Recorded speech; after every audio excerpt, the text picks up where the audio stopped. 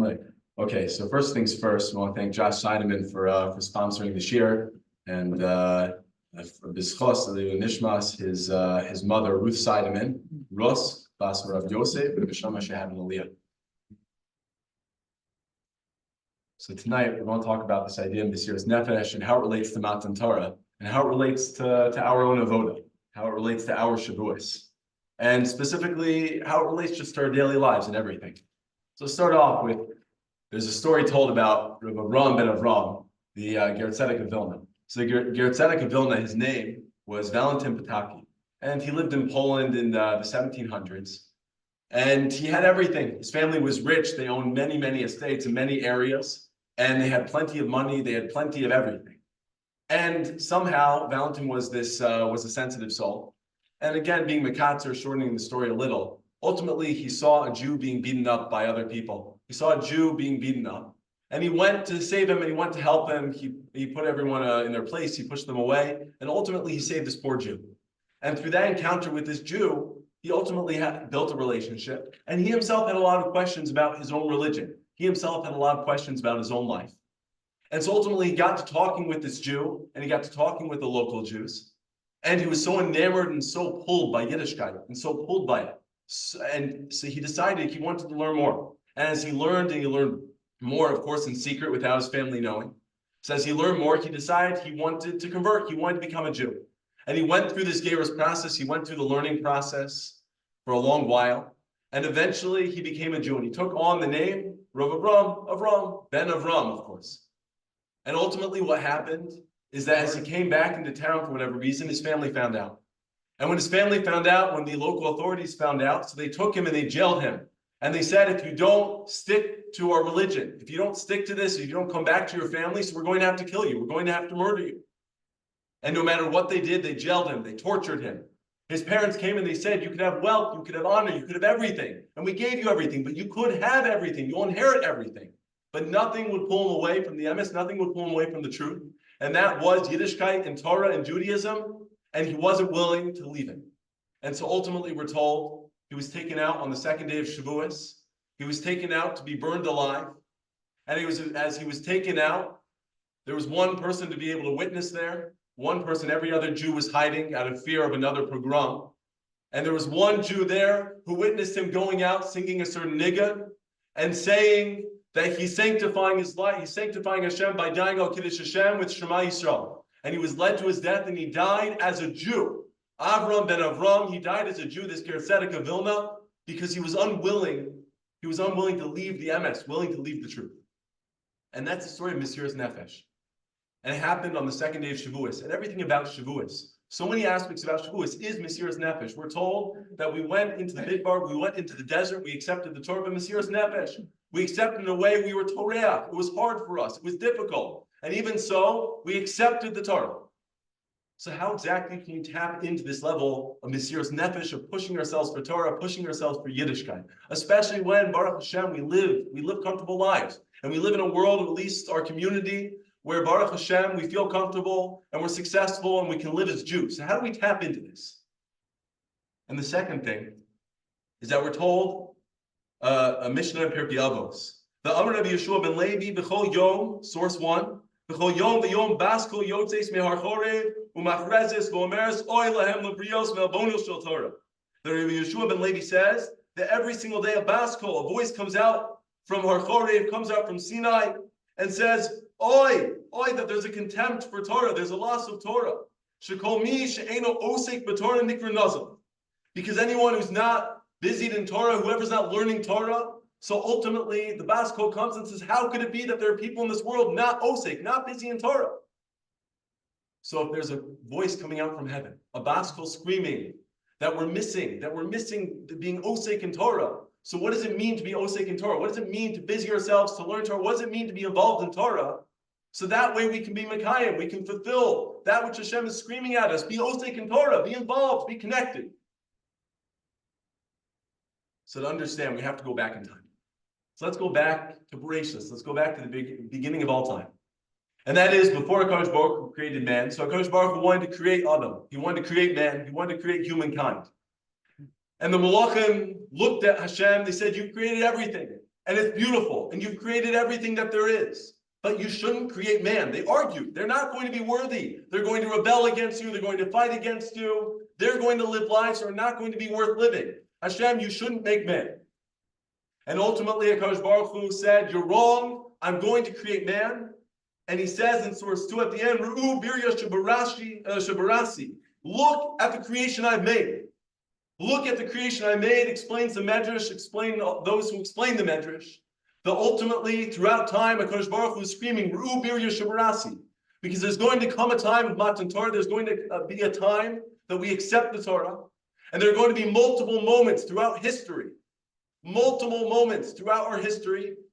it's going to be clear that Klal Yisrael was worth being created, that humankind was worth being created because of our Mesirus Nefesh, for a willingness to put ourselves out there, to be Mekayim, to fulfill the Torah, to fulfill Ratzon Hashem, to fulfill what Hashem wants from us within this world. And so if we go a little bit farther into history, these words of Ru'u birya shabarasi, look at what I've created.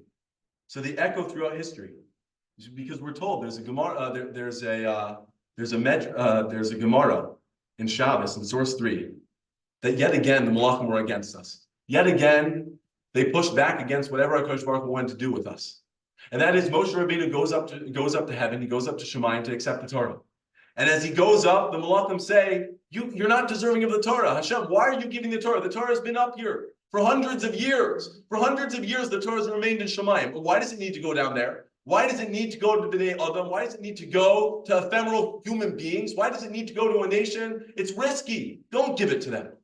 And Moshe Rabbeinu says, so what am I supposed to do? And the HaKadosh Baruch Hu says, no, fine. Give a case. Why you're Zocha. Why you should be able to accept the Torah.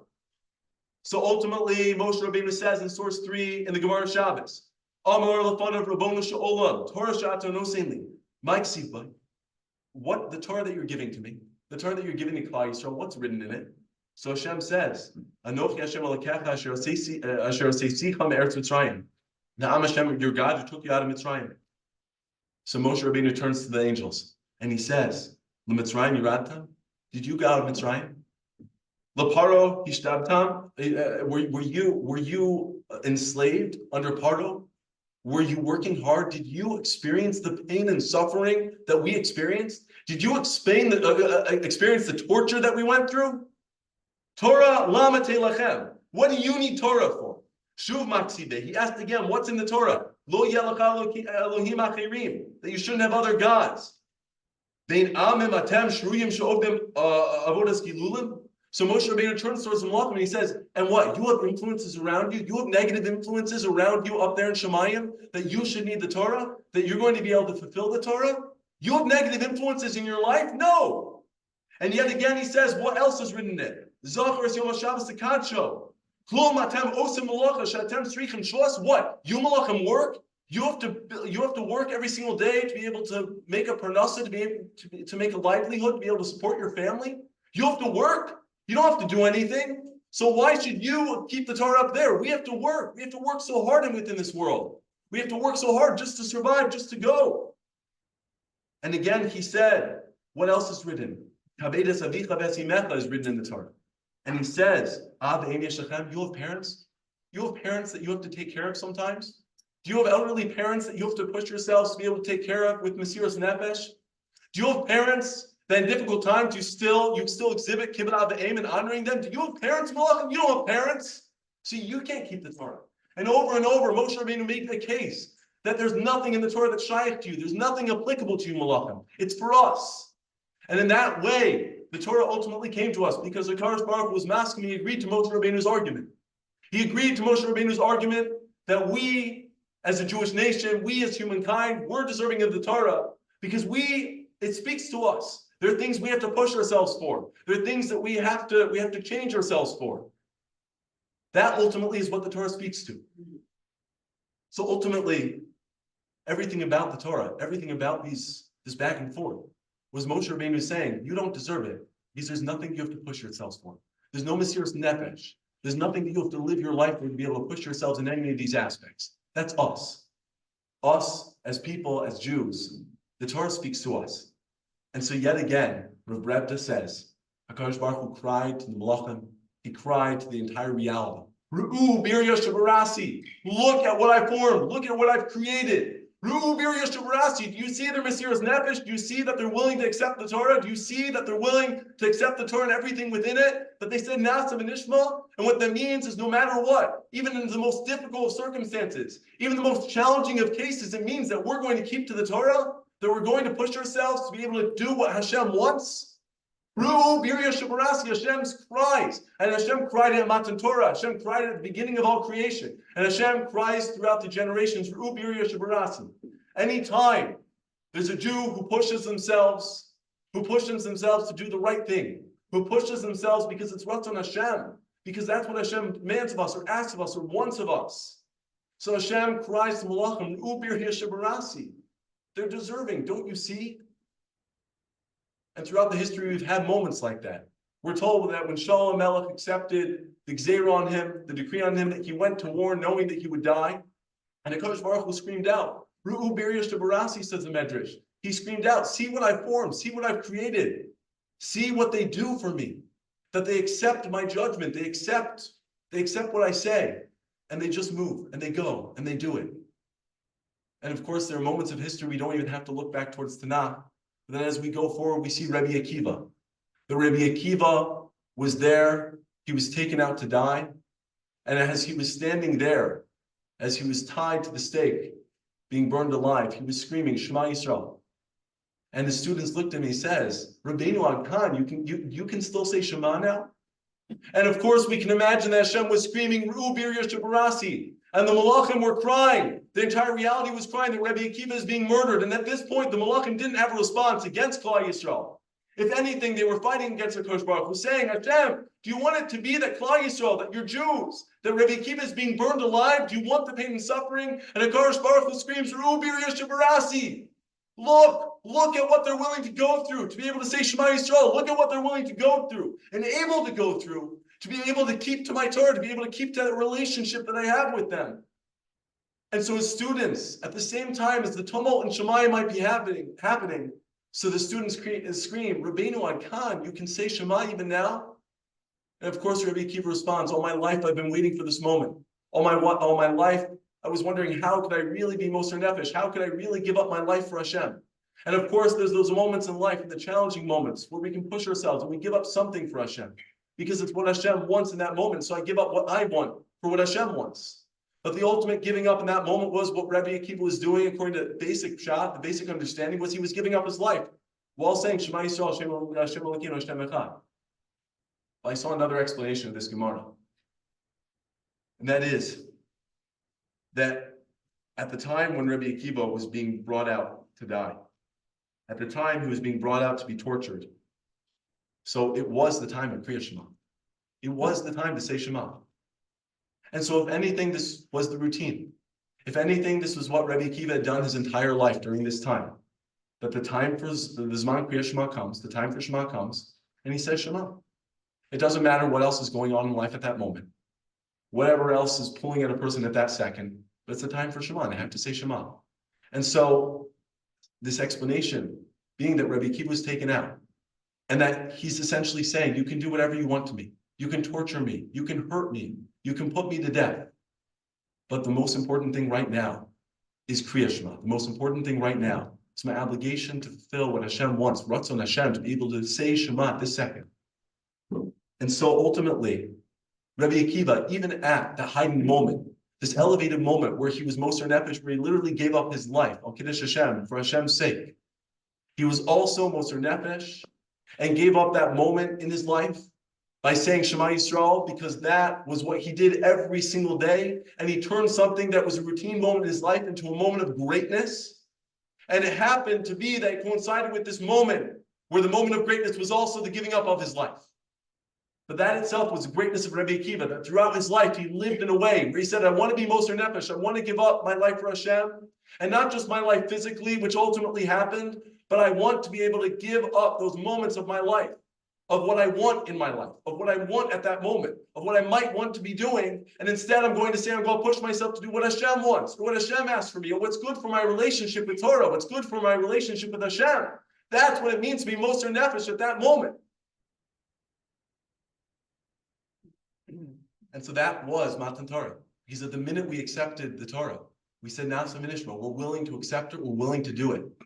Nasa will do it, we'll fulfill Hashem's will, we'll align our will to Hashem's will, and in doing so, we'll go forward, the Mesirus Nefesh, we'll push ourselves, and that's how we're going to live our lives. And as Moshe Rabbeinu cried to the Malachim, can you do that?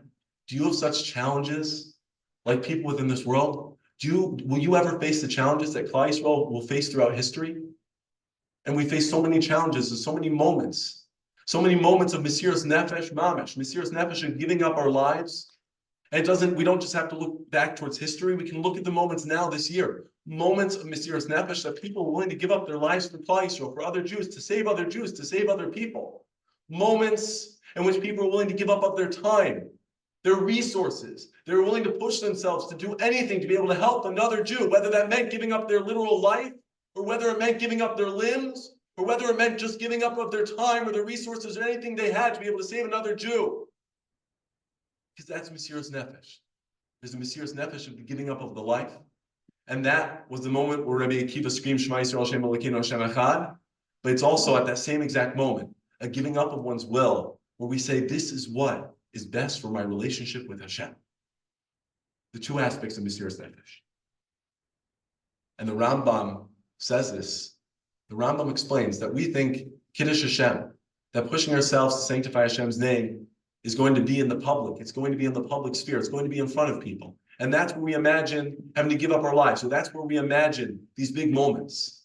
But says the Rambam in source 4, that really called Porish Me'avera o Asa Mitzvah Lo Be'nei Davar Ba'olam Lo Pachav Lo Yira V'Lo Levakish Kavod El Mimnei Habore Baruch Hu K'minias Yosef Atzadik Atzmo Me'ishas Rabo or Izeh Mekadesh Hashem. He says even the privacy of one's home, even in quiet, even when no one will ever know, no one will ever see, that itself, when a person pushes themselves, holds back from Nevera, holds back from a taiva, or pushes themselves to do a mitzvah, seconds to say an amida, minutes to be able to say an amida before Shkia, they push themselves. Or in the morning, a person doesn't want to get up, and they say, I'm going to get up, I'm going to push myself. I'm going to push myself to go to Minyan, because that's what it means to connect to the Rabbonu Shalom, or to have patience with my family, or all the many mitzvos, or many averos we can do or we can avoid. Every single one of those, even when done in private, that itself is Mesirus Nefesh, and that itself is being Mekadesh Shem Shemayim. That's sanctifying HaKadosh Baruch Hu in this world. That's making a space for HaKadosh Baruch Hu in my life. That's making a space for HaKadosh Baruch Hu in this world and my personal life in a very intimate way. And it's not going to happen, as Rav Soloveitchik says. It's not going to happen with thunderous applause. Many of these cases are not going to happen in a spectacular fashion. There's not going to be songs or witnesses about it. There's not going to be any cheering or clapping. But even so, says Rav Soloveitchik, what defines the hero is even in the private, in the quiet, in their home, when no one else will ever know, that they push themselves to do the right thing, that they push themselves to do what Hashem wants. They push themselves to do what is best for their relationship with Hashem, best for the Torah, best whatever that is, the commitment that we're supposed to be doing. And that is also a hero. And that's this nature of Mesirus Nefesh. But while people might not be cheering, while people might not be aware of what happened, the Malachim and Shemayim are screaming, they're clapping, they're cheering. And HaKadosh Baruch Hu is screaming, Ru'u Birya Shabarasi, do you see what I've created? Do you see what I formed? Do you see what I fashioned? It was all worth it for this. It was all worth it for that moment when that Jew, in the privacy of their home, pushed themselves to do the right thing. It was all worth it for that single Jew who pushed themselves to fulfill Ratzon Hashem, to be able to do the right thing. Everything was worth it. Ru'u Birya Shabarasi. And so now we can understand a little bit. First of all, what is this Mesirus Nefesh of pushing ourselves for Shavuos and Torah? And of course, it means in every single day to be able to realize that every time we push ourselves just a little bit, every time we do the right thing, that itself is a kiyum of this Mesirus Nefesh. Every single moment, we can just imagine. We can imagine the Malachim screaming and cheering and clapping, and Hashem saying, Ru'u Birya Shabarasi, look, it was all worth it. Every single moment of their life, it was worth it for this. And we can also understand what it means to be Osek B'Torah. He says in the Siva Shalom, Osek B'Torah. The Mishnah could have said a person who's Lomei Torah, a person who learns Torah. But it doesn't say that. It says a person who's Osek B'Torah, who busies themselves in Torah.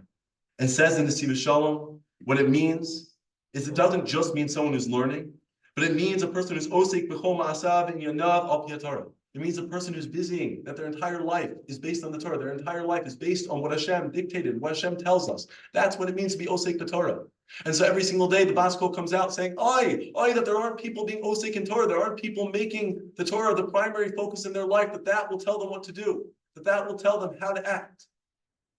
But Ashreinu, happier every single one of us, and every single Jew who understands that connection to the Torah, understands what it means to be connected to Torah mitzvos. And in doing so, we know when we're able to be Moser Nefesh, we know when we can push ourselves. And we can just imagine Hashem screaming in the background, ooh, Birya Shabarasi, look at what I've created. Look at what I've created. It's been worth it, everything, just for this moment of this Jew pushing himself or herself in the privacy of their homes. So with that, for Kavod Yom Tov, and to be able to put these words into a different form and fashion. So I have a little bit of a song, and the Ritz Hashem will sing the song, and the chorus is on the back of your sheets, so you'll know the tune hopefully, and the words are here. So we'll sing this, and I think it expresses another facet of the nature of Shavuos, the nature of this entire year. And it gives another expression to our emotions and the feelings of the Mesirus Nefesh of Klal Yisrael, both in the private sphere and the public sphere of everything we've witnessed this entire year.